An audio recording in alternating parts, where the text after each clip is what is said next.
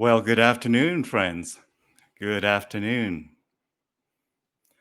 Hopefully, you're having a great start to a week here. Happy Monday, everybody, and welcome. Welcome to another episode of Conversations with Dune and Friends.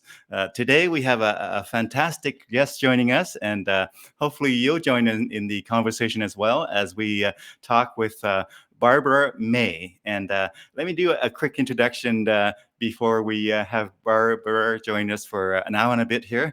So, Barbara, can you still hear me in the green room there, my friend? Wonderful. Uh, Barbara May has spent a lifetime knowing how to get up after a fall.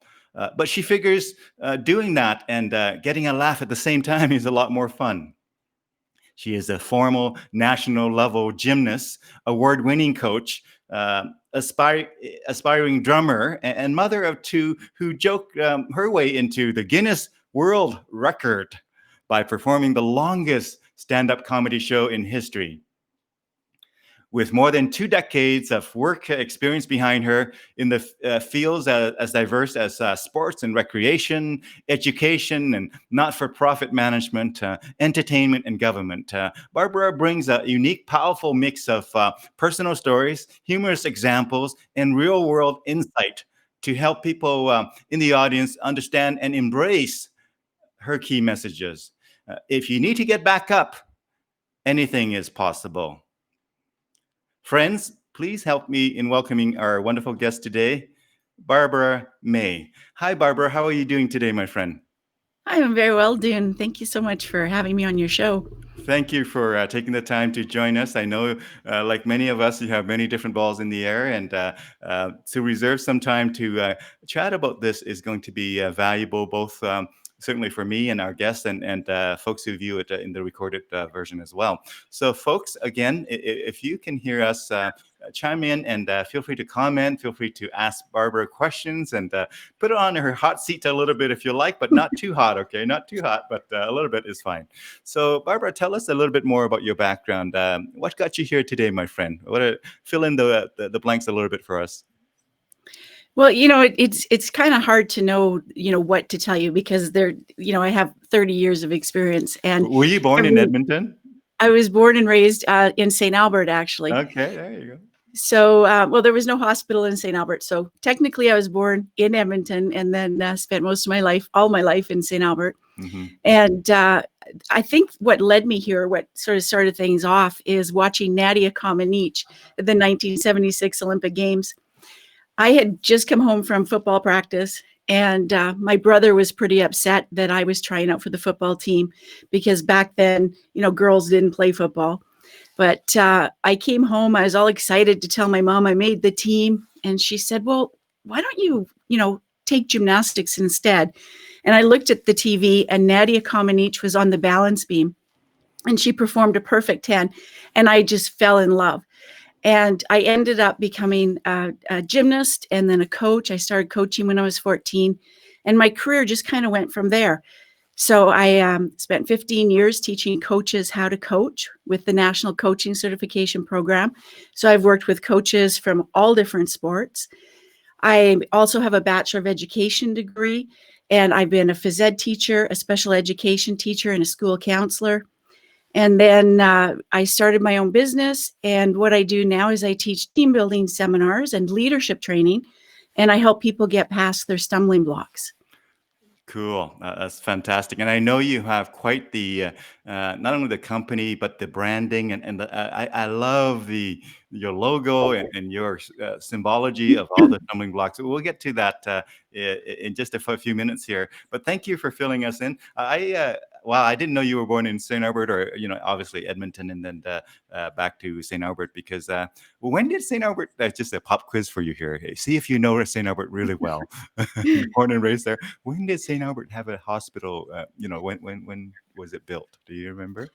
Well, I can probably figure out the year. So what happened is my mom had 4 children, Mm-hmm. and my brother and I think 2 of us were born in Edmonton. And then my little brother and sister, they finally built a hospital in St. Albert. Yeah. So that would have been sometime between 72 and 74. Mm-hmm. And then what's interesting about that is when I had my firstborn, Amanda, she was born at the old Sturgeon Hospital, which was on McKinney Avenue at Hmm. the top of the hill. And they tore it down shortly after she was born, built a new hospital. And my youngest was built in the brand new Sturgeon Hospital. Mm. Wow, cool, cool. So, I live in Sherwood Park, and it's fairly recent that we have the hospital kind of operationalized. It was sort of built a little while ago, and then so it's kind of nice to see that transition from the town or city that we live in, from no hospital to now having another hospital there as well. So that's cool. Tell us a little bit about your. You know what we're gonna do? We're gonna actually advance right to the present, and then we're gonna actually Okay. take some trips down memory lanes, and we're going to explore some stories and insights, and sharing from those. But current day, let's go right to current day with COVID being the context for all of us. What are you up to these days, my friend? Well, things were a little bit scary when COVID first hit. And, Hmm. there were a lot of unknowns, and all my in-person training got canceled, Hmm. everything. Hmm. So I went from having a full calendar of leadership training and team building seminars to nothing. Hmm. And I was like, oh my goodness, I don't know what I'm going to do here. Hmm. And uh, 2 months later, I had picked up a contract with Purolator. Hmm. So now what I'm doing is I'm helping Purolator out. They are super busy, of course, with everybody ordering online now. Yeah, And they are hiring about 200 people a week across the country. And 200 my people per week. 200. yeah, it's Cool. it's pretty crazy. So basically what I do is I team up with a Purolator workplace trainer. So most of them are courier drivers Hmm. that they pull off the road to do training. Hmm. And we're doing virtual training. Hmm. So we spend a week with the new employees. And Hmm. what we do is we teach them everything they need to know about Purolator, about safety, about how to do their jobs. And it's all virtual and it's all online. And we have people from all across the country. Hmm. So with Purolator, you can actually say, later on in your bio, in your kind of resume, you say you were part of the movers and shakers. I don't know if they shake, but I know they move. They move stuff. Well, and now I know exactly what happens to a package, when you call Amazon and you wanna order something. I Hmm. know the whole process, and it's pretty amazing. Like, they have conveyor belts, and they have trucks, and they have people that unload the trucks and people that offload them in the next location, and brand new scanners that tell you exactly where your package is the whole time.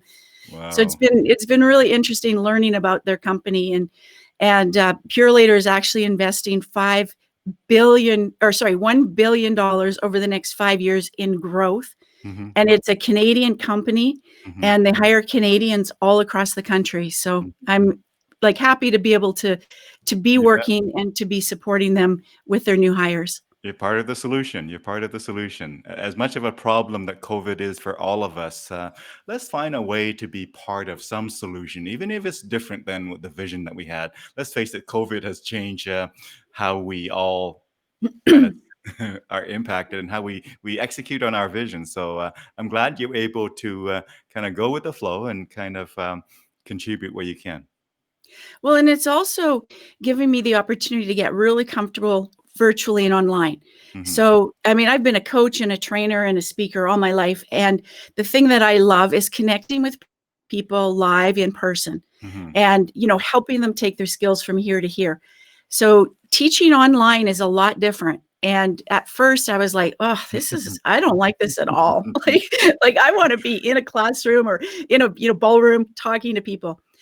But the beautiful thing is I'm adapting and I'm learning how to work effectively virtually and gaining a new skill set.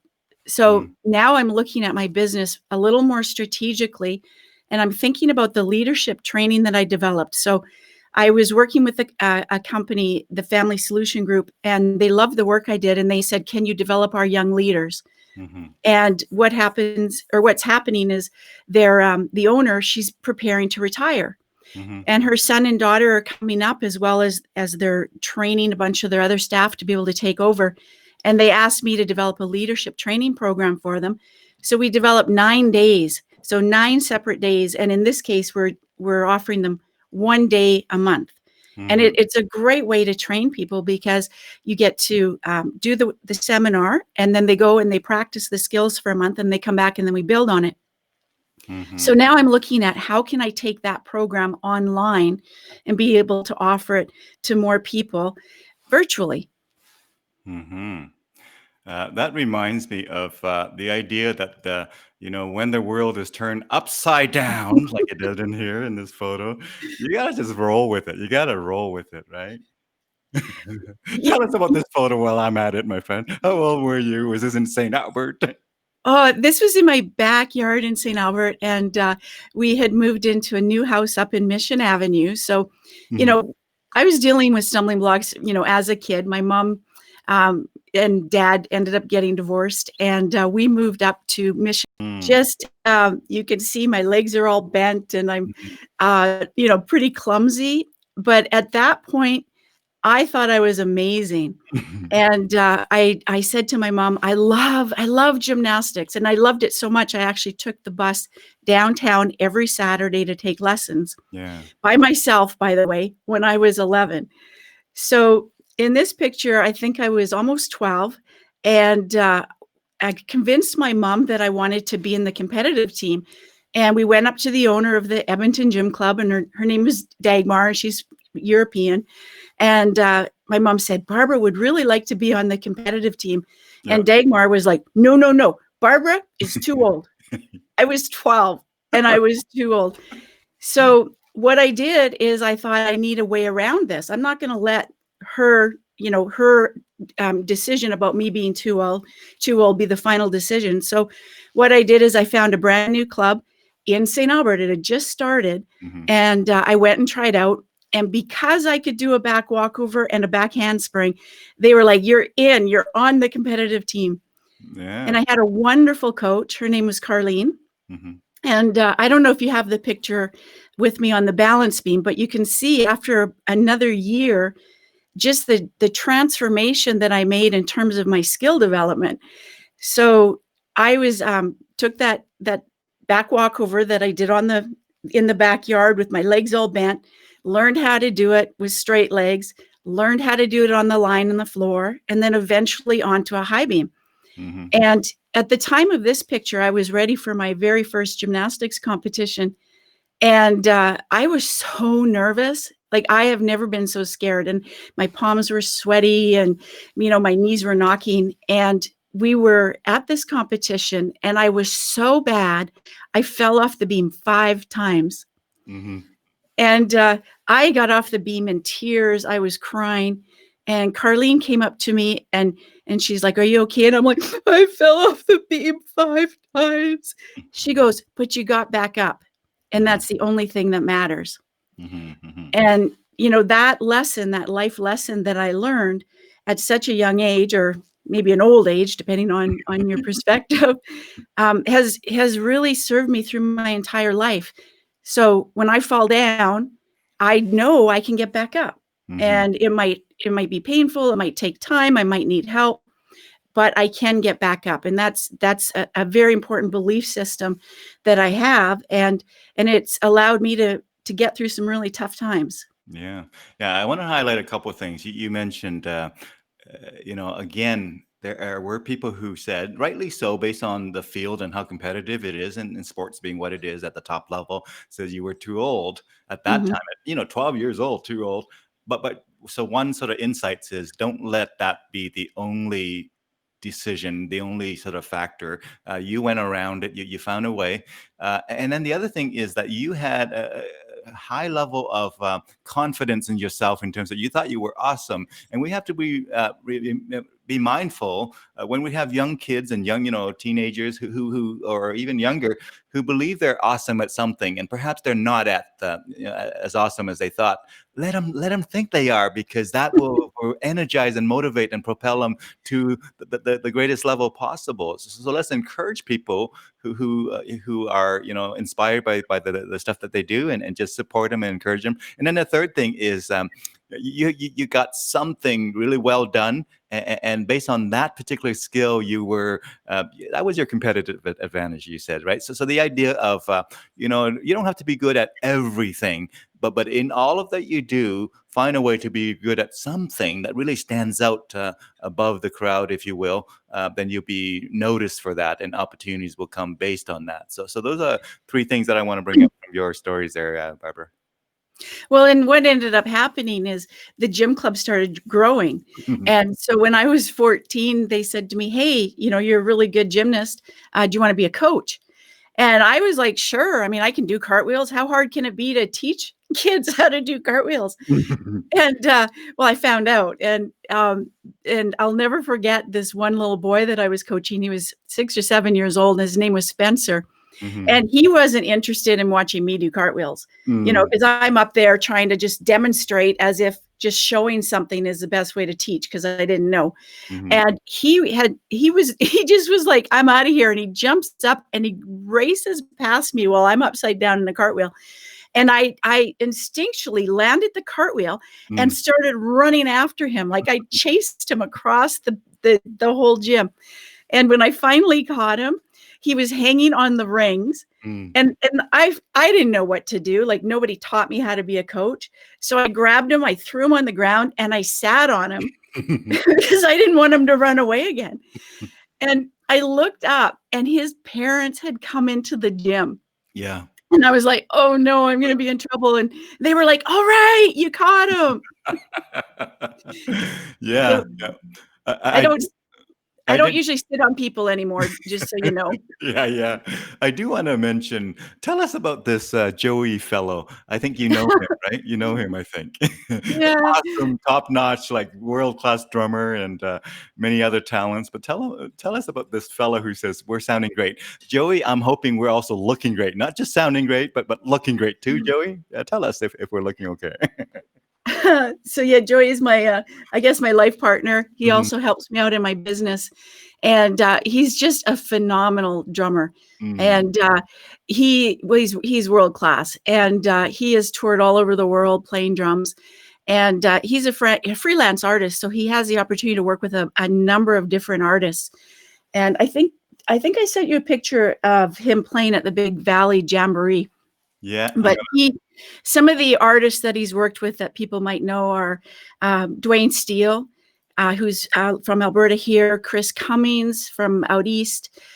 He's worked with Shania Twain, Brett Kissel, like you name it. He's probably worked with them. And what happens with a lot of the freelancers is when a lot of artists are traveling, sometimes they don't travel with a band. So what they'll do is they'll have a band out west and then a band out east. yeah. So a lot of times when they're out touring throughout Alberta and BC and Saskatchewan, then they'll call up Joey, Mhm. and he'll learn the songs. And it absolutely amazed me when I first saw him do this, because what he does is he'll get the CD or the recordings from the artist, and then he sits down with his headset and a piece of paper and he charts it out. So in the same way that you or I might write something out, he Yeah. has drum notation, he charts it out, and then he sits down and plays with them. Mm, And it's note for note. mhm, And I've actually seen him like walk up to an artist, say, "Hi, nice to meet you." mhm. It'll be the very first time they've met in person, play with them. And at the end of the show, I'm out in the audience and people are going, "Wow, this band is so awesome. How long have they been playing together?" and, and I don't have the heart to say, "Well, it's really cool to watch." Yeah, fantastic. By the way, Joey augmented his previous comment about us sounding great. Based on my nudging, he also said we look fantastic. Or at least you look fantastic. So, Barbara, we'll show a lot more photos and a bunch of videos as well. But before we go into those, tell us, my friend, what is your view of? You shared a little bit of a story about how you adapted to COVID times here with being part of the solution. Um, but what's your feeling on post COVID? If you think beyond COVID, do you have a picture of what that looks like? Again, just your view of what might be. Um, what I'm really hoping, I would love it if things would just go back to normal and we could get back to socializing and being with our friends and going to events and live events, because I really think that people are social beings. And, during COVID, I really saw this with my grandson. He's 6 years old and he was so unhappy. He had his mom and he had me and he had Joey, but he didn't have the happy little kid that he is. And it was, heart-wrenching to watch this little guy who really likes playing with his friends, be stuck playing with grandma. And it's not that he doesn't like grandma. I mean, we have a great time together. But as soon as he was able to start playing with his friends, he was happy. So, for example, on Saturday, he was at my house. And as soon as he got here in the morning, the first thing he said to me is, I want to call Penelope. Can we text Penelope? And so I texted Penelope, and unfortunately, Penelope's starting dance class, which is great. She's dancing, but she couldn't come over. So I'm like, who do you want to call next? He's like, let's call the boys. And we have 2 boys that live down the street, Jack and Wes. And so I texted them and they were like, yeah, we'd love to come over. And it was so awesome just to watch the 3 of them play, and they played Megformers, and they played for like 3 hours straight, not one fight. They were just so happy to be with each other. And then that made me really happy just to see them having so much fun. Yeah. So I'm hoping we can get back to normal. I think the best way for us to do that is to really keep up with the social distancing. I know some places are starting to have live events. I was talking to a speaker friend of mine, and she was in Wetaskiwin a couple of weeks ago doing training for the city or the town. Not sure which it is. But they were spaced out, 2 people per table in a big ballroom. There were only about 20 people there, but they were able to have the live training. So I'm really hoping we can get there and get back to where people can be with their friends and enjoy live music and enjoy coming to speaking events. Yeah. Now, I want to share a video from on your website here that shows you in action speaking at conferences and whatnot. Maybe give us a quick intro of that clip before I play here, my friend. Is this the speaker demo video? You bet. Absolutely, on your website. Yeah. So basically, I want to give people a taste of what my style is like. So I've spent a lot of years honing my craft. One of the reasons I did stand-up comedy is I was really good at teaching people. I could make them cry. I could, teach them, but I had no idea how to make them laugh. And so that's why I started doing stand-up comedy. So what I wanted to do in this demo reel is just give people a real sense of what my style is, so that when they hire me, they're like, yeah, that's what we were expecting. This is what she does. This is what she's good at. And, every speaker is a little bit like, we're all different, right? We're all unique, and we bring unique things to the table. So in this demo video, I just tried to give a really good overview of what it would be like if you came and saw me live. There you go. Let me know if you can hear the audio. Sure. I was hanging upside down in the cartwheel getting ready to do my dismount when I heard the bell ring. Ding.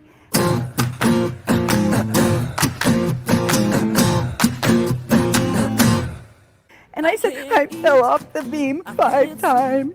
She said, but you got back up. And that's the only thing that matters. Now that you're gone, well, I knew how to do cartwheels, but I had no idea how to coach. And I don't know if you've had that experience of being asked to do something that you really have no idea how to do. And it's like, oh, you'll figure it out. Well, this is how I figured it out. I'm upside down in a cartwheel, and Spencer, a 7-year-old boy, jumps up, races past me, almost knocks me over, because he doesn't want to learn how to do cartwheels. He wants to hang on the rings. So I'm chasing him over the beams, under the vault. Finally, I catch him. He's hanging on the rings. I didn't know what to do, so I grabbed him, threw him on the ground, and I sat on him. I looked up, and his parents had come into the gym. They were like, all right, you caught him.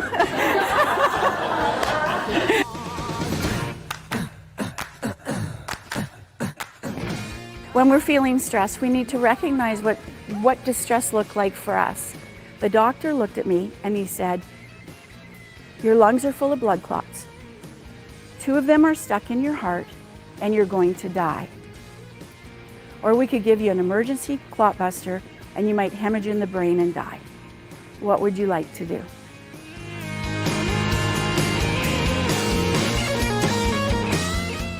If you think about the times in your life when you've gotten past your stumbling blocks, there have been skills that you've used. The key is for us to figure out what those skills are. When I work with teams, we talk a lot about stumbling blocks, and one of the biggest stumbling blocks that teams have is communication. All right, okay, what are you sitting for? Okay. Okay. It says RCMP there. Yeah. You're a policeman. Nice to meet you. It's much better under these circumstances, don't you think?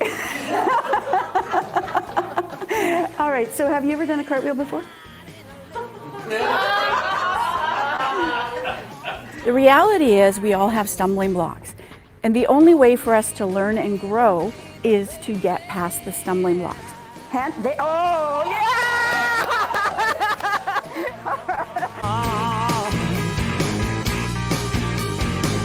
I'll be moving on.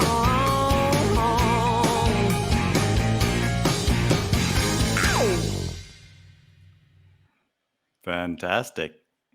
Thank you. So I'd love to say something about the artist that you heard singing the song. Her name is Chris Aries. And I was hanging upside down in the cart. And she's one of the most incredible singers I've ever met. And when Joey and I first dated, she was living in Alberta, and he worked with her a lot, and I had a chance to hear her sing a lot. And she's since moved out east. But when I was putting my promotive video together, I thought, that song would be perfect.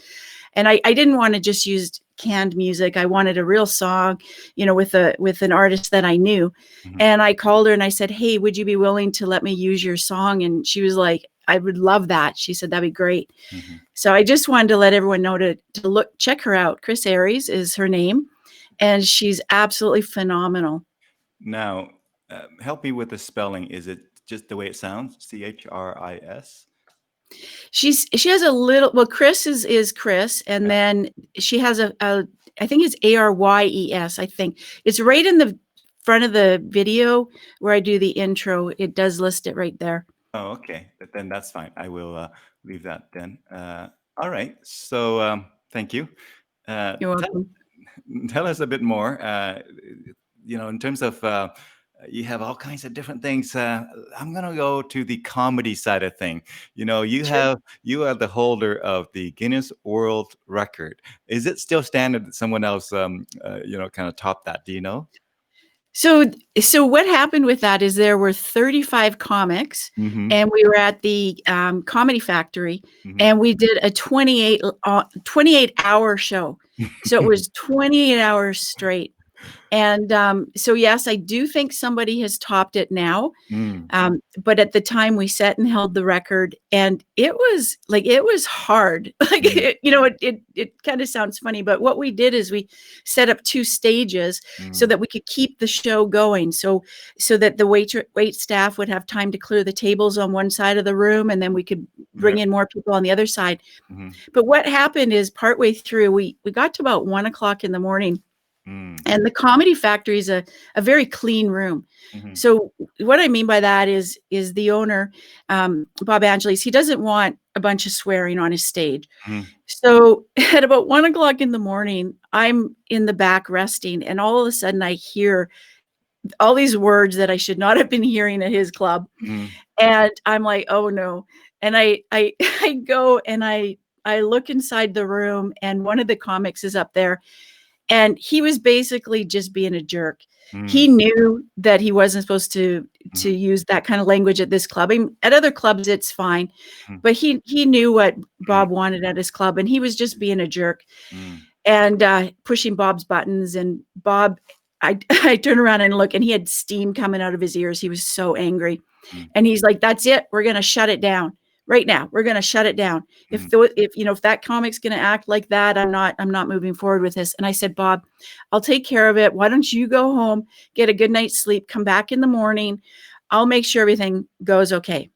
So at the time, I had 5 minutes of material. So I was brand new to comedy. I had 5 minutes. And Oh, your sound got cut out there. I wonder if you might have to check out your audio there. So while Barbara is doing that, let's see. When you have it figured out, say something so I can get. Okay, well, There you go. yeah, it's still on. Okay. Can you hear me? Yeah, we're back. Okay, so I don't know where I lost you. So long story short, after his set, most of the guys left, and there were 3 of us left to make it through the night. So one of the comics was videotaping, because we had to enter the videotape as evidence that we completed this. And then Rob Pugh and I. So I would get up, I'd do my 5-minute set, then Rob would get up and do 55 minutes. Then I'd get up and do 5 minutes, and then he'd do 55. Wow.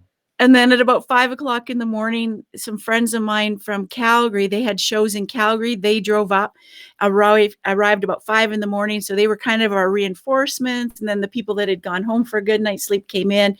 We made it all the way through the next day, did the 28 hours, and we are in the Guinness World Records.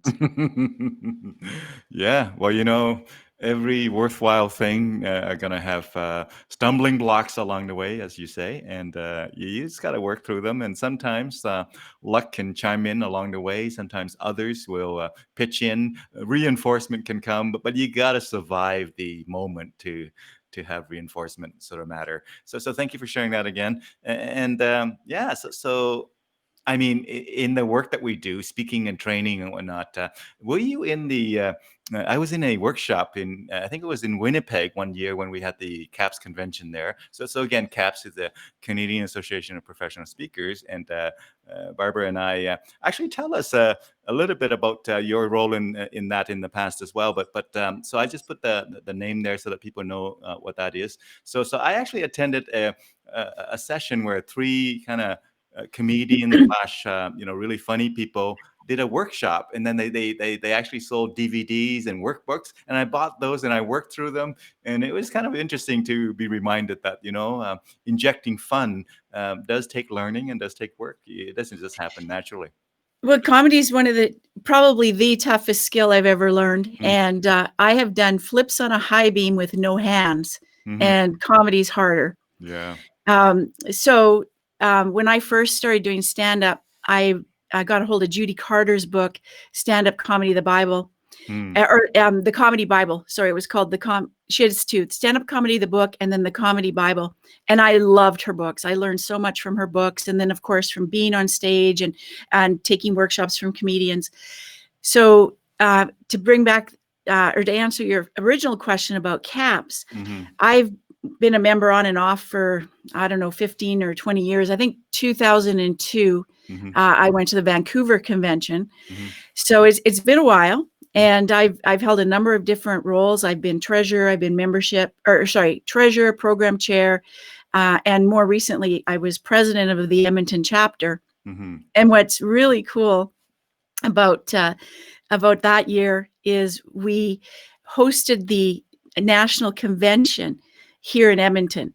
So Wayne Lee and I were both on the board. I was president, he was vice president, and then he took on a role as chairman for the conference. So I said to him, I would really love it if you could get Judy Carter to come to our convention, because I'd really like to meet her. And so he made that happen. And I was able to meet one of my comedy heroes here in Edmonton. And she was absolutely wonderful. So she had a new book out called, I think it's The Message of You. And so she now works with speakers as well as comedians. So she was really happy to come to our convention. And I got this bright idea that in -30, it would be really cool to show her around Edmonton. So there's actually there's the picture of Judy and I also have a video on my website it's on my blog, and it's Judy and I outside in minus 30 weather, and she's from LA, so she was freezing. But it's one of those things that in hindsight, I'm like, maybe we should have stayed at the hotel and skipped the tour of Edmonton in minus 30. I remember that was a cold year. Yeah, it's funny because I went to a convention every year for the last 11 years, every year, whichever city it happened to be, Toronto, Vancouver, Halifax, Ottawa, you name it. And the one year that it was in Edmonton, I was so busy with client work, like I typically, kind of book that and take the trip. And so I committed myself. But here it was in my hometown, Edmonton, if you will. And I was so busy that I actually missed the survival photo. We'll get to that in a few minutes here, I'm sure. But yeah, because I had to go home and get some sleep and do something kind of middle of the night there. But thank you for sharing that. You're welcome. Yeah, so we have lots of fun with cats there as well. But tell us about the work that you do with stumbling blocks. I'm going to actually maybe just go back to the website here, and you can tell us what people will find on your website when they go there.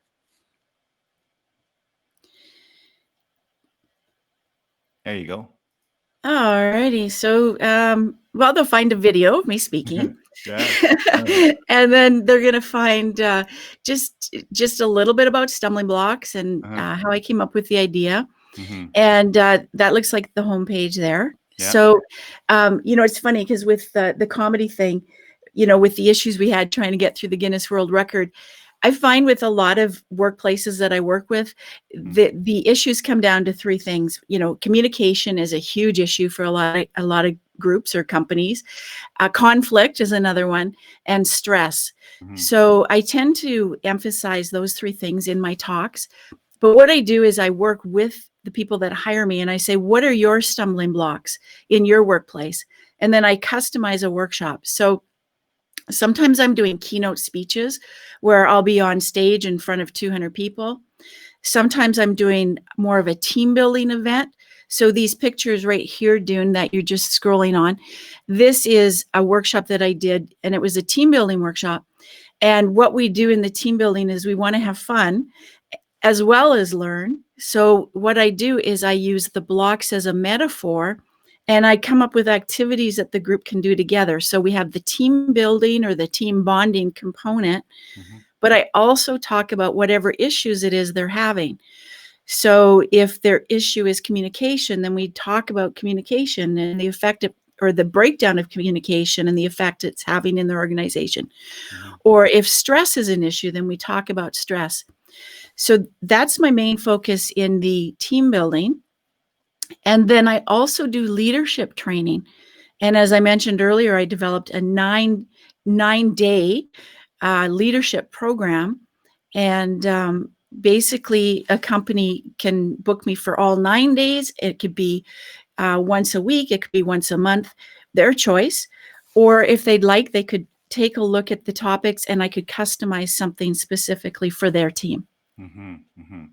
Yeah, cool. So I just love the your logo and the symbology, the stumbling blocks and the colorful, mix of the colors that you have there. I think I think I've seen some of that on your van as well. You're committed to that direction. Yeah. So sometimes people ask me, they're like, how did you come up with stumbling blocks? Like, what a cool idea. How did you come up with that? And what happened is I had massive pulmonary embolisms and I almost died. So I seriously was turning blue. I was rushed to the hospital. When I got to the hospital, they put me through a CT scanner and discovered that my lungs were full of blood clots and 2 of them were stuck in my heart. And the doctor said to me, "You're going to die, or we can give you an emergency clot buster and you might hemorrhage in the brain and die. What would you like to do?" Choices. I was completely blind at that point because all the oxygen, they were pumping air in, but it wasn't getting in. And what ended up happening is we went and did the clot buster and I lived. Well, obviously I lived. but I was really kind of lost after that. I was like, okay, why am I still here? And, I just felt like I was going around in circles. I could teach coaching courses. I could do motivational stuff. Like I was teaching career and employment workshops. So literally, 12 different topics I would teach on.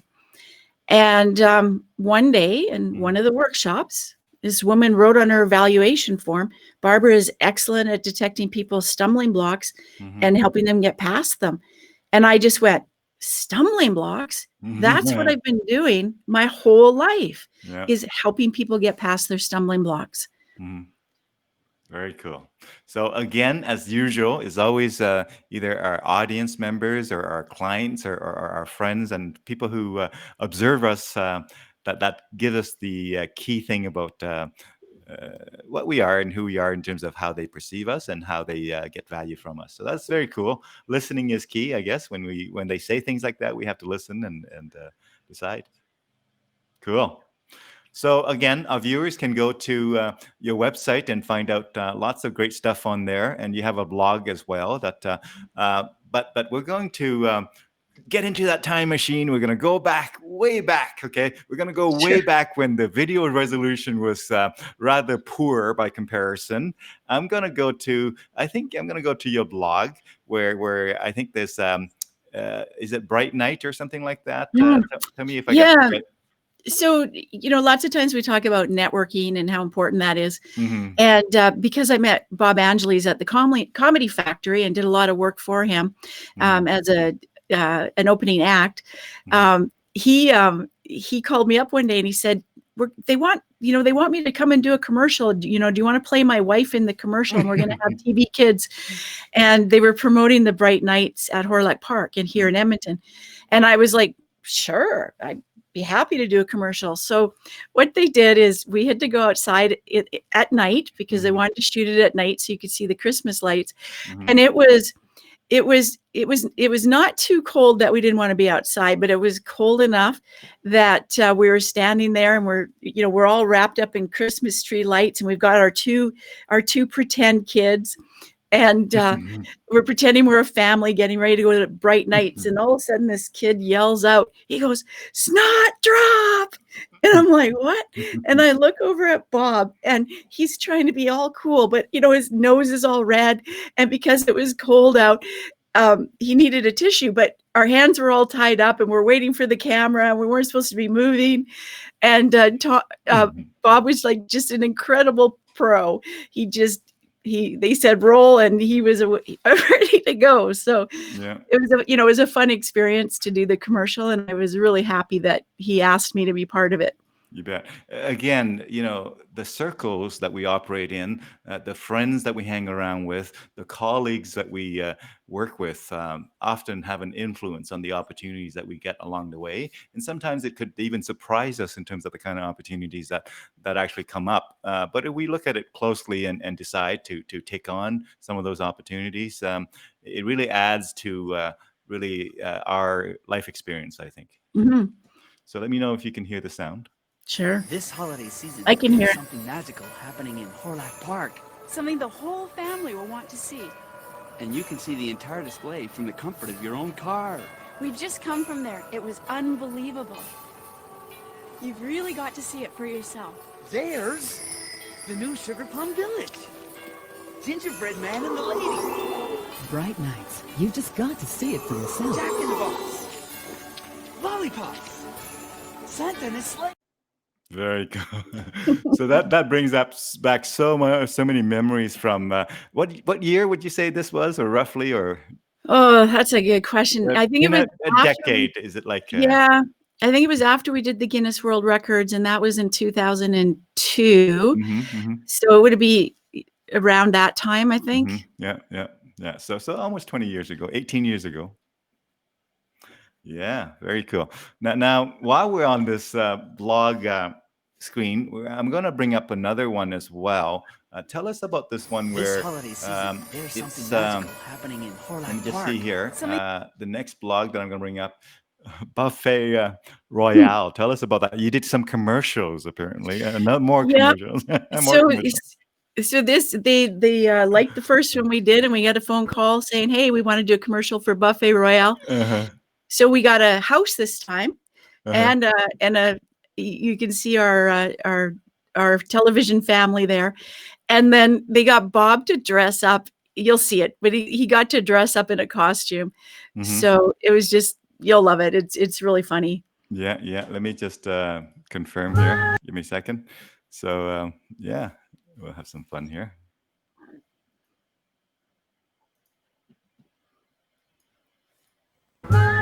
Mom, where's Dad? Getting ready for dinner? Where are we going? To Buffet Royale. What? Buffet Royale introduces tempting and succulent rock-roasted rooster to its vast all-you-can-eat buffet menu. Choose from over 100 delicious Chinese, Western, Italian, and Ukrainian culinary items, including a large salad and dessert bar. Buffet Royale, now serving rock-roasted rooster. Cock-a-doodle-doo! Now I gotta ask, did you were you involved in the 426-5050? No, but I do remember that. Long Yeah. before Skip the Dishes, hey? Yeah, yeah. If you're hungry, call the Lido. Hey, free delivery, they said. Cool. Well, while we're in this mode here, I'm going to actually bring up one more and just another blog entry here. And let me just go ahead and bring it in here and tell us about this this one here where, let's see here, I believe you were at some computer software thing, BCom, where I Oh. actually built many of my computers buying parts from BCom computers. So I know this company. But tell us about this clip here. So Bob calls me up. He goes, "They've got another commercial for us, and you got to dress up like a rebel, and can you wear chains and put things through your nose and stuff?" And I'm like what? And then we get there, and they had this big box, so like a fridge box or something. Mhm. So the idea was we were going to do a transformation. So you have to imagine what was going on inside the box while we're trying to shoot the commercial. It's pretty hysterical. Mhm. Yeah, but let's there you go. Ideas stuck behind an identity crisis? Need some shaking up? I'm trying to get out of my chair. Get power and performance for an awesome digital experience with an Intel Pentium 4 processor PC at all 3 locations of BCom Computers. Redefine your digital identity and experiences. For all our current prices, check out www.bcom.ab.ca.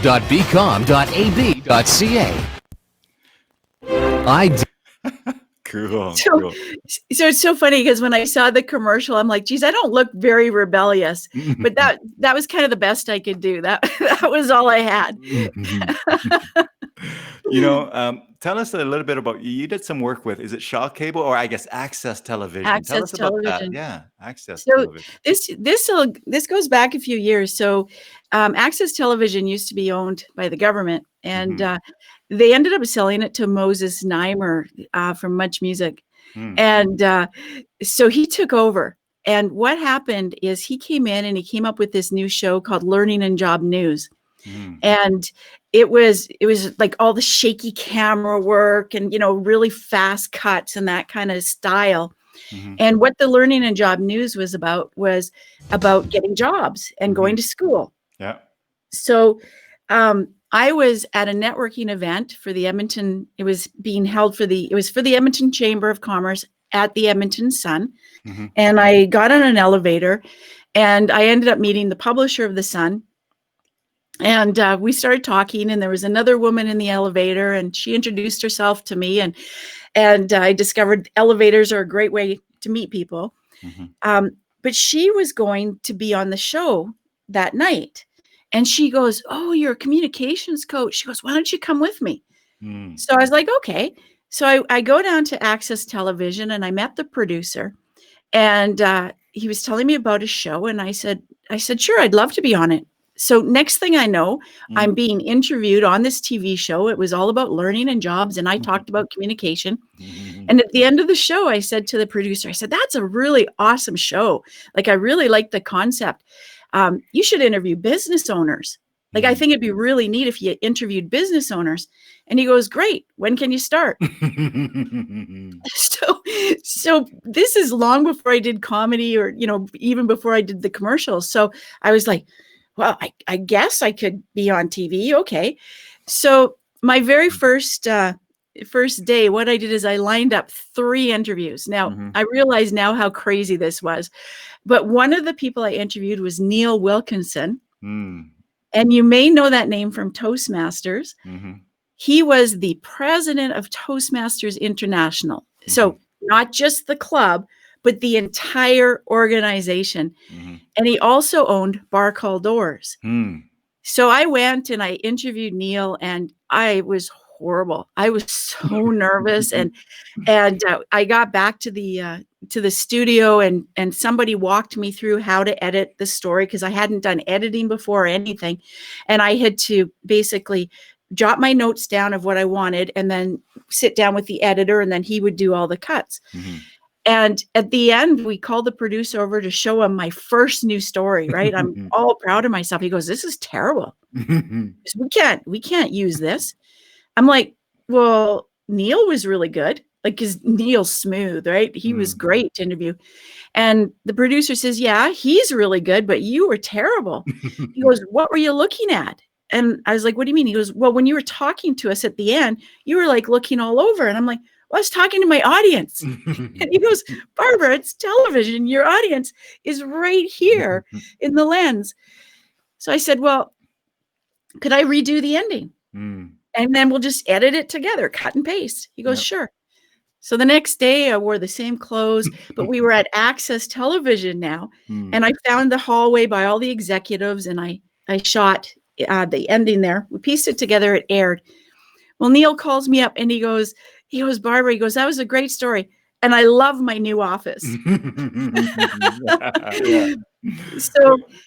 So from there, after about 6 months on the Learning and Job News, as they're at it, they decided they wanted to try and do some seminars and workshops on communication and to promote them. We didn't want to eat up commercial airtime, because that's how they make their money, selling commercials. So we came up with the May We Talks. And they were in the same spirit of the body breaks, if you remember the body breaks. Yeah. And so we did, I think we did 13 short clips, so around a minute each, on different aspects of communication. Yeah. And just for those who do remember the body break, there's a little jingle that says, don't just think about it. Do it, do it, do it. Remember that? Here we go. I'm going to bring it in, and we're taking a trip down memory lane here. Very cool.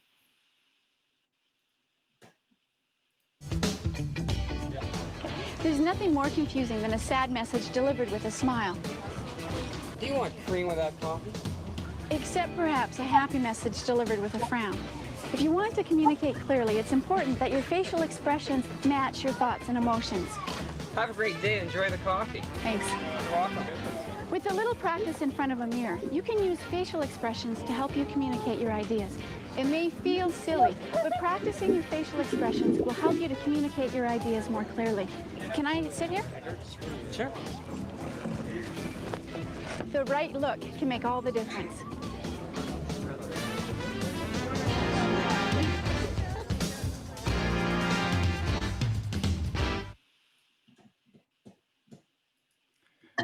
Very cool. So Access, I remember watching Access TV quite a bit back then, and yeah, very cool.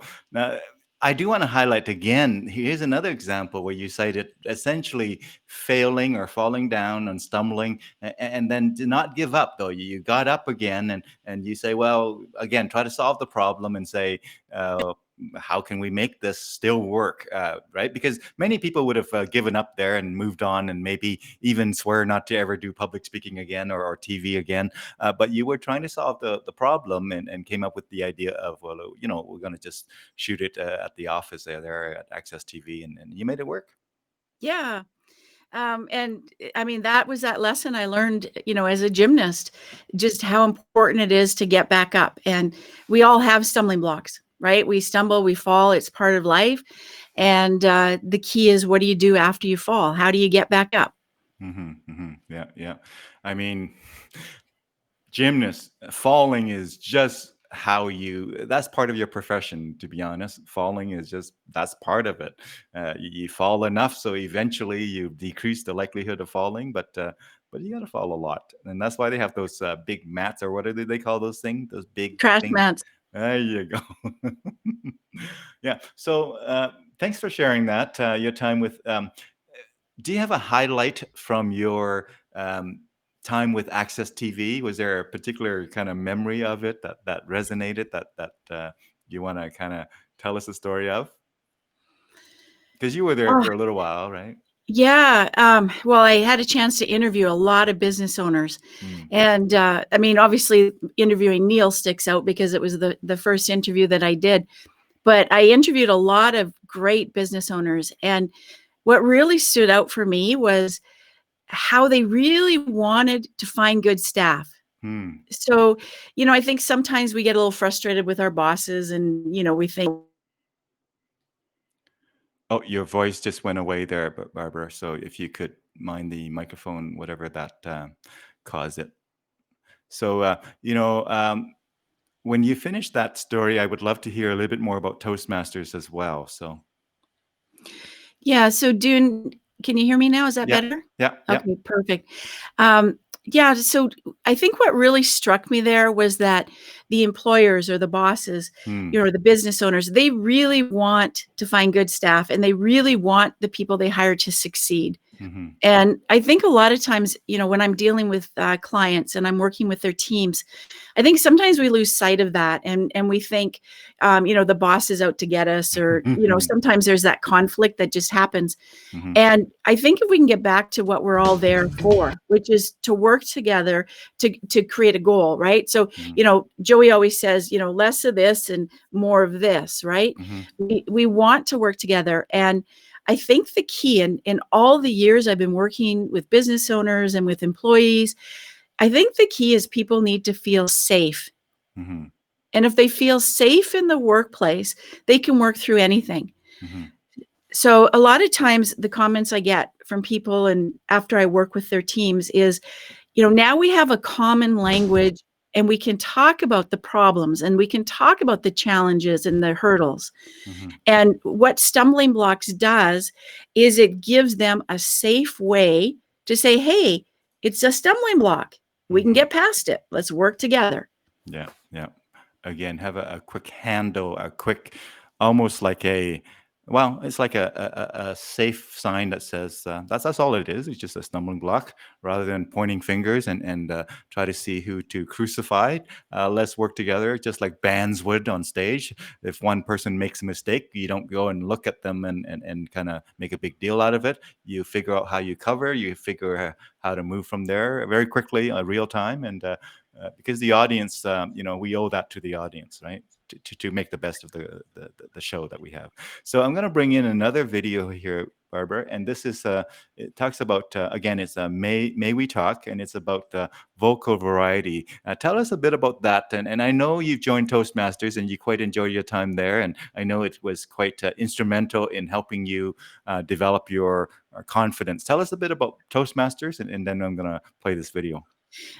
So what's really fun about this video is it is full of Toastmasters. Mm. So when we came up with the idea to shoot the May We Talk videos, I figured we could shoot 13 videos in 2 days. That's how naive I was. And so the first video was shot at the St. Albert Farmers Market, and the chamber let us use their beautiful location there. And for this video in particular, we worked at the Inn on 7th. So it goes by a different name now, but it was the Inn on 7th. And I liked that hotel because it had huge windows with lots of natural light. But we needed people to be in the audience to make it look like, the hotel was full. We couldn't just go into the hotel and start shooting in the restaurant. So I had to bring my own extras. And what I did is I phoned up all my friends from Toastmasters. I said, I'm shooting these videos. Can you come to the Inn on 7th on this date and spend the whole day with us and be an extra?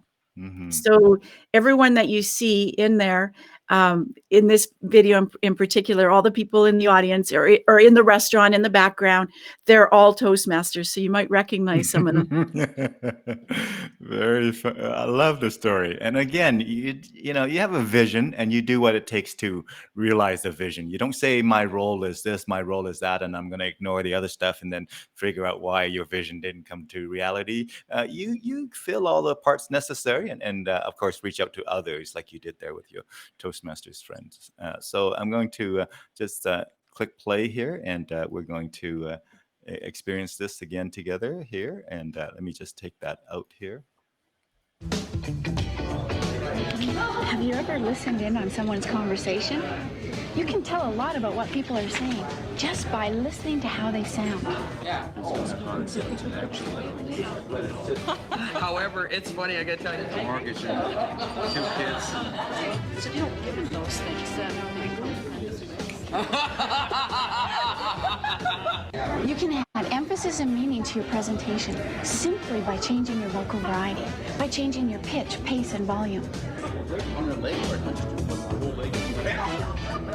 Just remember to pause at the end of each thought to allow your listener to think about and absorb your ideas. Very cool. Very cool. So Toastmasters, Access Television, it's quite a, I'm sure you look back with some fond memories of that whole segment of your life, hey? I do, you know, and like for me, it's always about taking on new challenges. And I know we're going to run out of time here soon, Dune, but I would really love to talk about my experience as executive director of Alberta Racquetball. Oh, we definitely have time, my friend. You know, officially we advertise for 1 hour, but if you don't have clients to see, I don't have a clients to see, we can yak on for a little bit. Sure, as long as my mic holds up, I'm just a little worried about it. No worries. You know, when it does skip, it just skips a few seconds before you correct it, so not a big deal. Okay, perfect. So tell us about the racquetball. So I was hired to be the executive director of the Alberta Racquetball Association, and I knew nothing about racquetball. So I had played a couple times. There's a theme here. Yeah. So I had played a few times with my brother as a teenager, you know, when racquetball was like a total fad and everybody was playing. I remember that, yeah. But when I came on board, it was kind of a dying sport.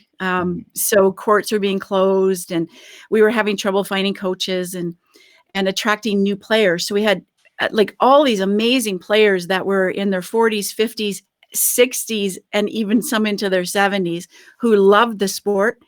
But we weren't able to attract the new players. And what I realized was happening is when someone new would come to the court. So imagine a 19-year-old 19-year-old young man who's been playing soccer or football or hockey. He's a great athlete, but he doesn't know racquetball. And he's like, hey, I want to try out this new sport. What would happen is he'd go to the court and then one of the older guys would say, here, I'll play you. And he'd kick his butt, right? Because the old guy had all the skill. He knew how to play the game. And the 19-year-old didn't. And I was like, okay, this is not working. Like, we are not attracting new players with this dynamic. So what I wanted to do is I wanted to develop a program that could be a win-win. So the 40-year-old player or the 50-year-old player could be on the court, still have a good experience with the 19-year-old, but use his knowledge and skills to help that 19-year-old learn the game.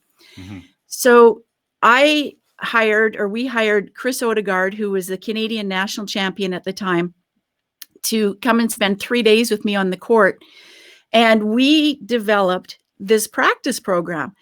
And we ended up touring across Alberta, teaching the racquetball practice program. And at first, Chris did not want to be on camera. He was uncomfortable. He didn't know how that was all going to work. And we videotaped every night. And every night we'd go back to the hotel and debrief and watch the videos for 2 hours, just like a play-by-play. If you would stand here, if you try this, if you said it this way. And we were working with Joey. Joey was working the camera so that he could get the angles he needed too.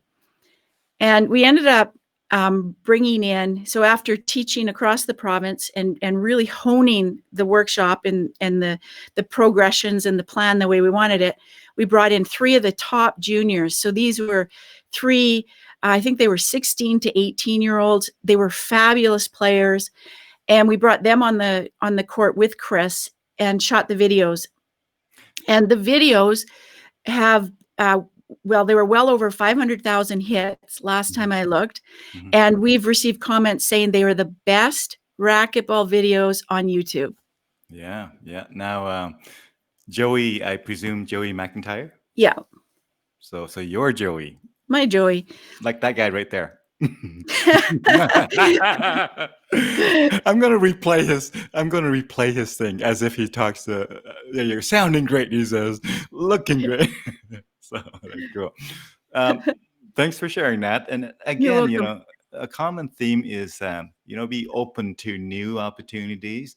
If you're passionate about making it work, you will learn the necessary skills and also bring your other skill set into the mix. The fact that you have some great skills with public speaking and great skills with interviewing, great skill with all of those things, it makes this particular journey.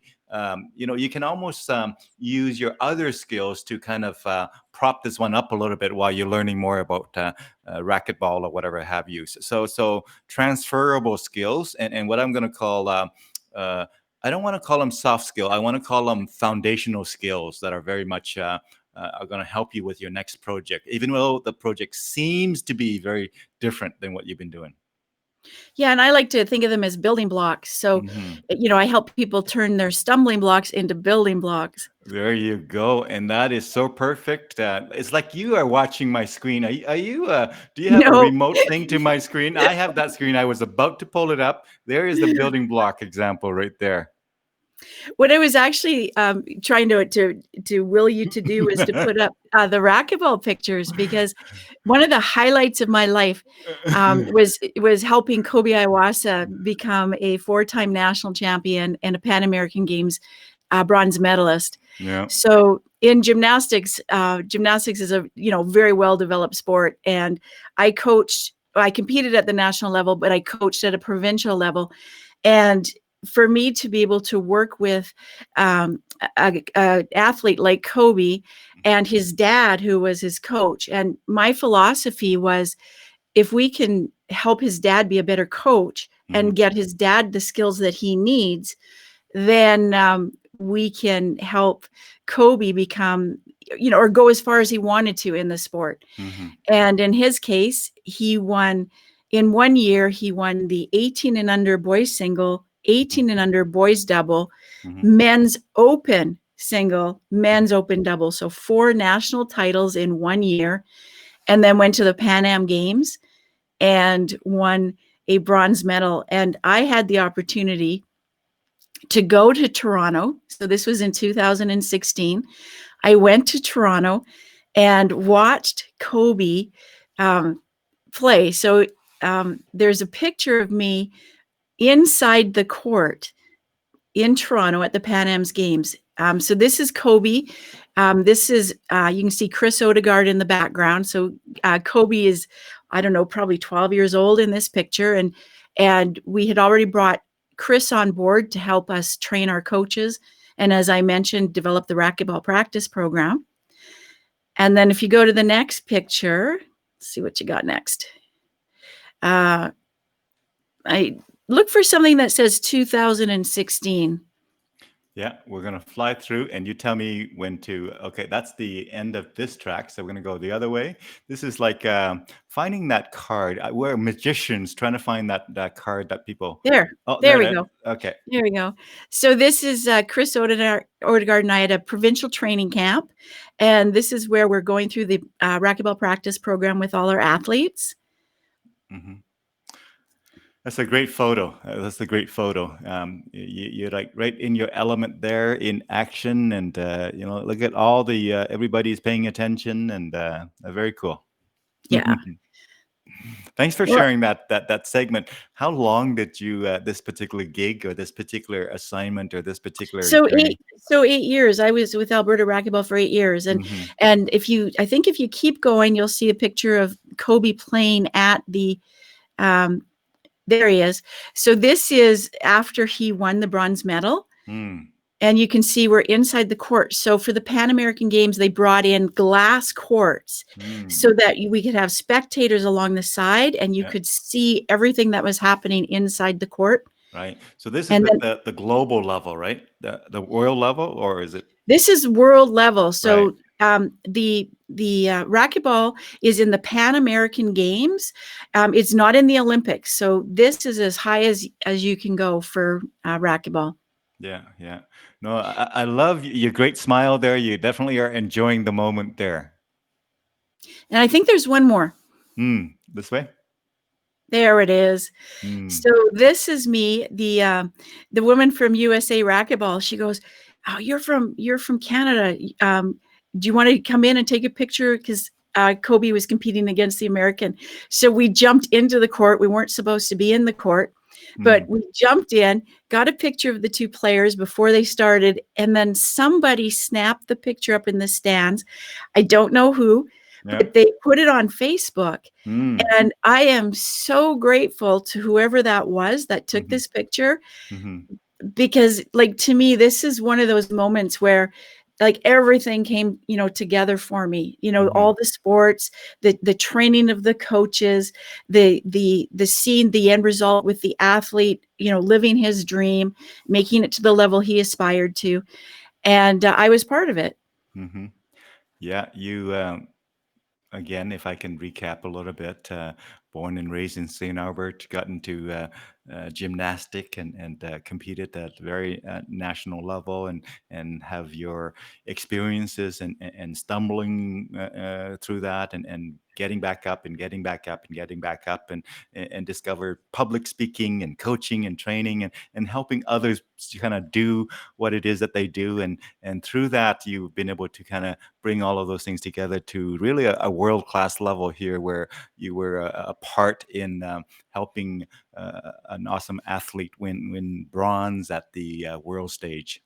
That's awesome. And there's another a couple things you don't see in this picture, but in racquetball we have referees, right? And so they're outside the court and they're looking, they're calling the game because it's a very fast moving game, but they're also making sure that like when the ball bounces twice, it's out, but sometimes it skips and it's so hard to see. So you have at this level you have 3 refs that are actually monitoring this game.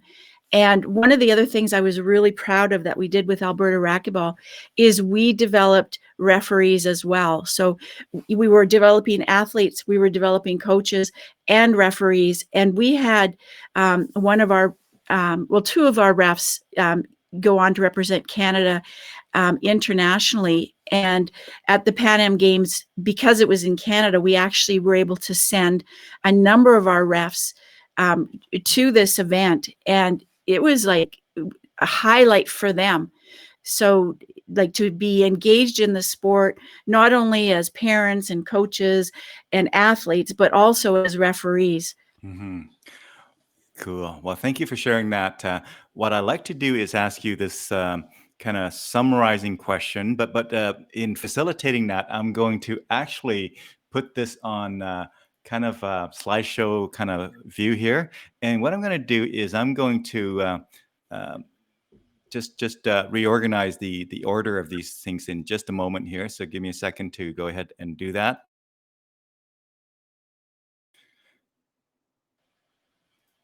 So tell us, as you glance at the photos, are there areas that we haven't talked about that you wanted to kind of touch on during our conversation here, Barbara, in terms of the any aspects of your journey that you can glean out some stories and insights for our viewers as you watch the photos that might also trigger some thoughts as well, or maybe some thoughts that are independent of the photos?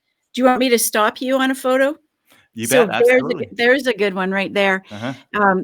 So we a few years ago, I got a call from some of the gymnasts that I used to train with at the University of Alberta. Mhm. So I went on to compete for the University of Alberta for 2 years, and we won Canada West Championships my first year, and we were national champions my second year.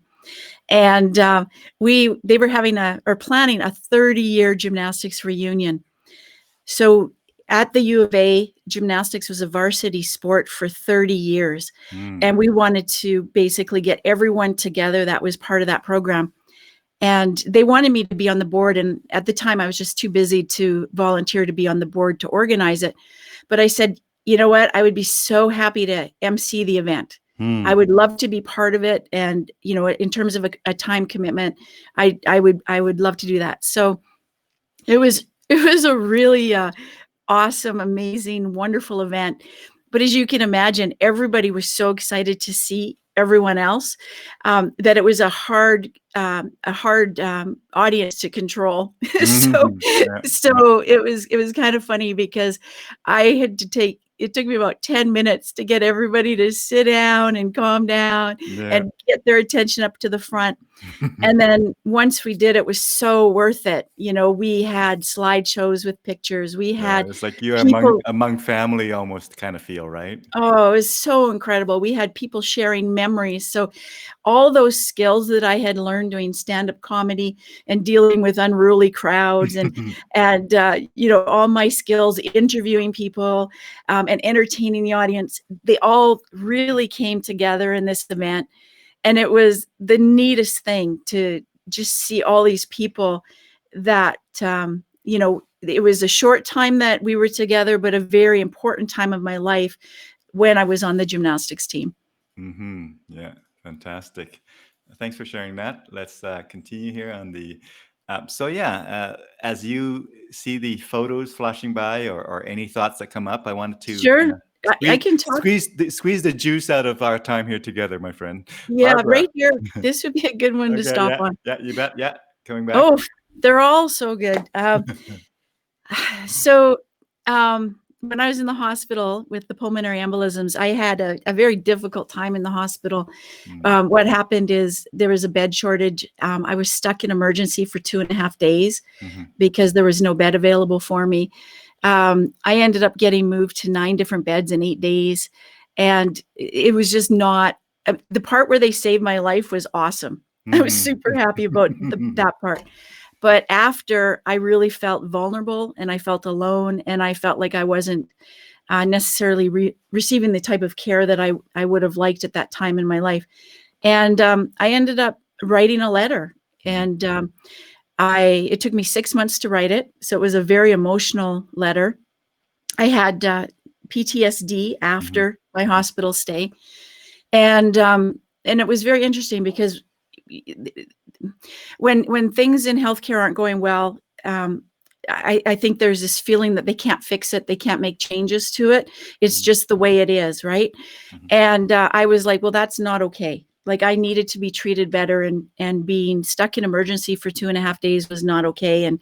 And you know, being moved 9 times and in 8 days was not okay. And there were just other things like that. And I ended up getting a letter back from the, I'm trying to remember the name of the fellow who was like in charge of Alberta Health Services at the time.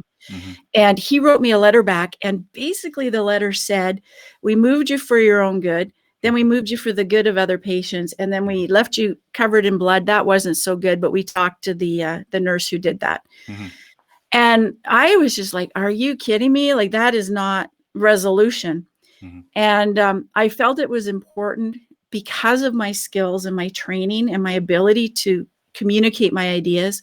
I thought it was really important for me to follow through, you know, for other patients. So I ended up calling the name of the assistant in the letter. So I didn't get the phone number of the fellow that wrote the letter. But when I got this assistant on the phone, the first thing I said to him is, I said, who wrote the letter? And he goes, well, I did.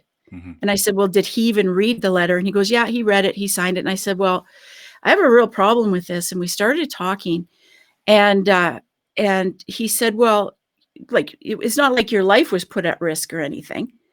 And I said, actually, it was.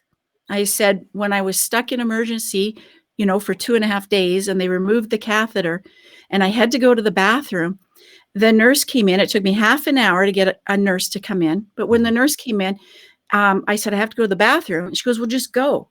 Mm-hmm. And I said, well, what about my oxygen? She goes, just take it off and go. Mm-hmm. So I went by myself down the hall around the corner to the bathroom with no oxygen on. Mm-hmm. I was full of anticoagulants or blood thinners.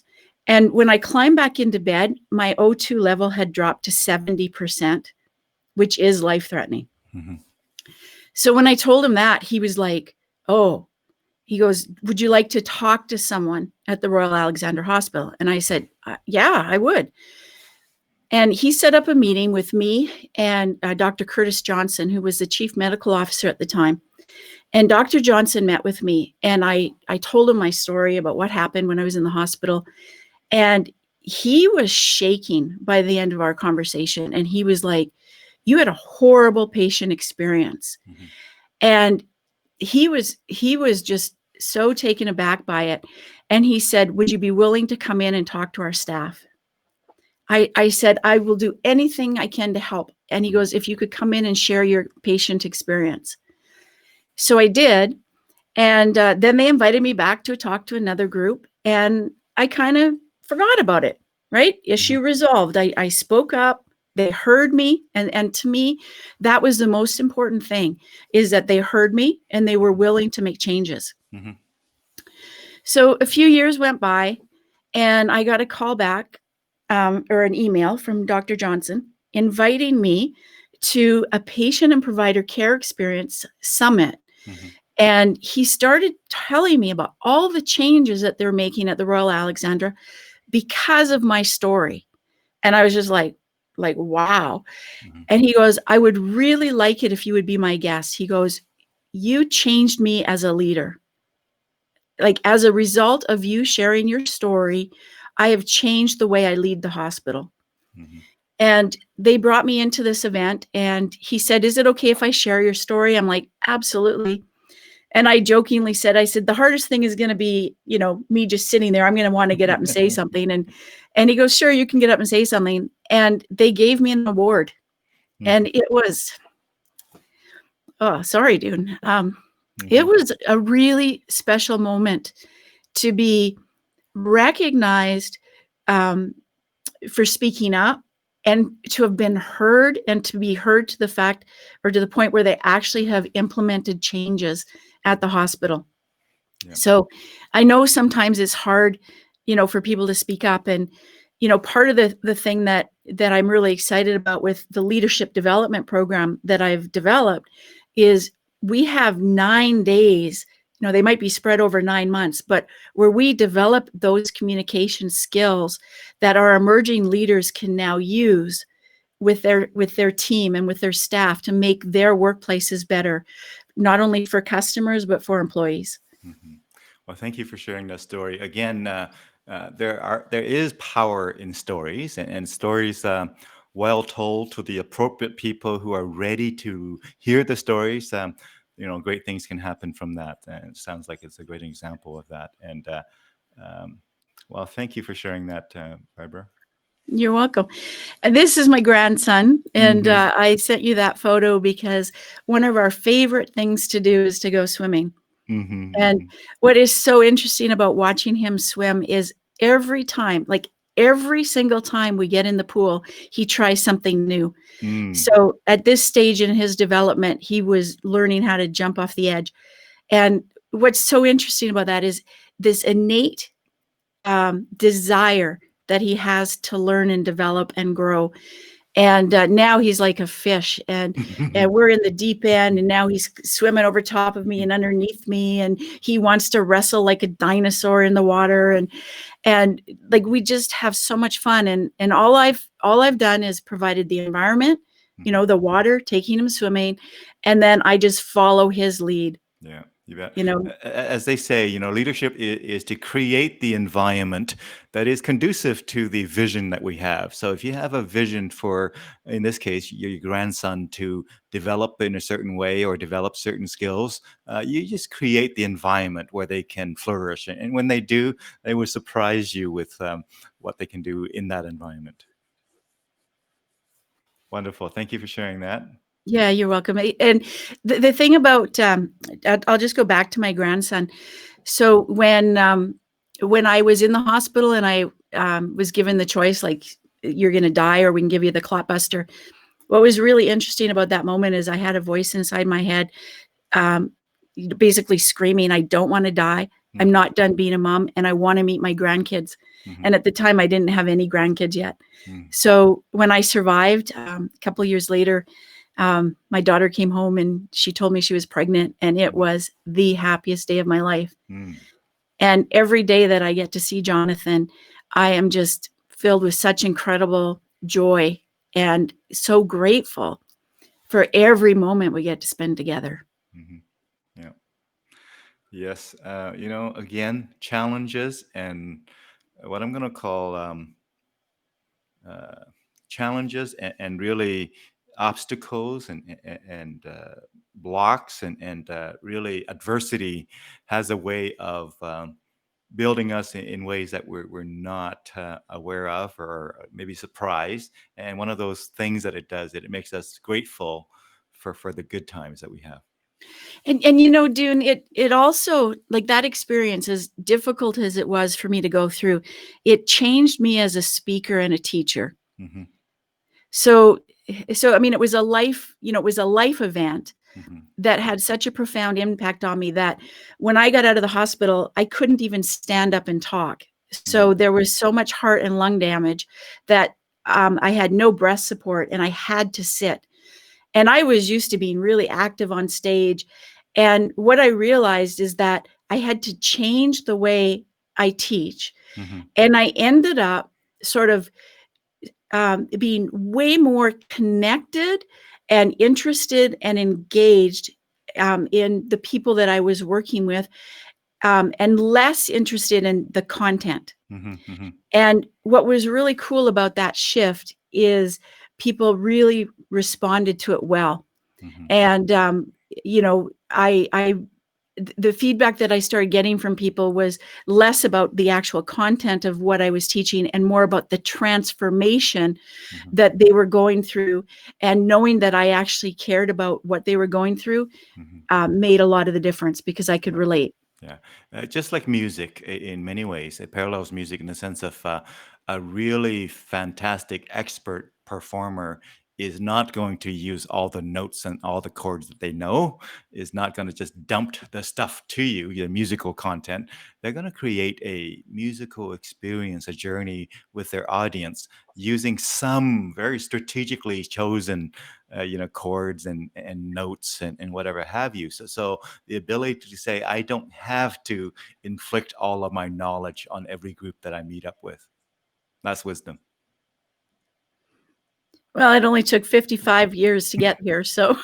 But you're now at what they say, Freedom 55, my friend. Freedom 55. Remember those commercials with the convertible Freedom 55? So I think this is the last picture that we haven't covered. Okay. And and I'm sure your viewers are wondering, what is the beautiful woman in the red dress doing in my slide deck? I'm okay with that. I'm okay with that. Yeah, this woman, she's amazing. She called me up and she said, I'm entering the Miss Canada pageant, and I really need help with my public speaking. Can you help me? And she ended up coming for a couple sessions with me, and it was amazing how easy it was to work with her. One is she had some really incredible ideas, and she's was really driven to get better. So, basically I worked with getting her connected to her heart so she could bring those ideas out to the world. And she ended up second runner-up in the contest. So she was very happy with the work that I did with her. So her name is Catherine? Yeah, cool. Where was this? Do you recall? Or I'm not sure where the contest was. but if you go on my website, there's a quote from her, and that'll give you a little more of the details. You bet. Yeah, there you go, folks. And again, in case you've forgotten, her website, Barbara May. So barbaramay.com. Just first name, last name.com. There you go. So, Barbara, again, we have time. So, if there's any area that you want to chat about that we haven't gotten to, when I reach out and say, "Hey, Barbara, would you like to chat for an hour and a bit?" And I did warn you that some of the guests run over the hour, and we did as well. But if there's areas that you want to chat about that we haven't yet, I'd be happy to listen and have conversation about that, my friend. Well, so, what springs to mind here, Dune, is, you and I have known each other for a number of years. And every time I meet with you, whether we're having coffee or we're at a CAPS event, or in this case, we always learn more about each other. And like, to me, that is what friendship is about. And, I think the older I get, and at this point in my life, I'm really valuing the people that are in my life and the time I get to spend with them. So, we might not see each other every week or even every month, but when we do have a chance to connect, it is a really important thing to me. And the older I get, the more I realize just how special that is. Yeah, we're social creatures, and it doesn't matter what kind of work you do. We're in a people business, and so the more we can connect with the people around us, again, be present, as you mentioned, and so it's been a wonderful pleasure to chat with you, Barbara, for the last hour and a half, actually, and viewers, folks, who, if you have questions for Barbara now or later on, feel free to comment in the comment section there, and we'll be able to monitor that section, and Barbara will be able to respond to any questions that you have. But as we wrap up this segment here, I'm going to again turn the steering wheel over to you, Barbara. Take us home in however you want it to do that. If you want to sing, go ahead and sing. If you want to do a comedy routine, go ahead and do that. Anything at all, I'm going to be a willing passenger to you wrapping us up there, my friend. And when we're done, just hang around in the green room for a minute or so, and I'll just give you a high five in the green room there. But to our viewers, folks, thank you for joining us on Conversations with Dune and Friends. You've been listening to Barbara May, and feel free to, again, ask questions after the show as well. And the recording will be on there forever, we hope, on Facebook, and I'll be uploading it to YouTube as well. So again, thank you, Barbara, for spending the time with us and sharing your journey and stories and insights with us. And so here's Barbara to take us out, friends. So I really, I don't know how to what you want me to say here, but if you go back. Oh, your sound, if you could do check your sound there again on the microphone there. Okay, there you go. Yeah, I hear you. We're just on the wrong mic here. Yeah. So if you go back to the slide with my studio and the drums, yeah. That's actually Joey's studio. So Joey has a music studio. We're in a 4-level split, and on the 4th level we have a music studio. On my 3rd level we have a video studio. So what's really cool and what's been really neat about this journey that I'm on is your sound again.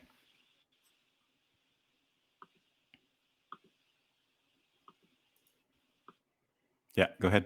Yeah, just being able to work together and, support each other. So, when he comes to my shows and is able to help me out with things, and I get to go to his shows and help him out with things, it's really interesting to work together.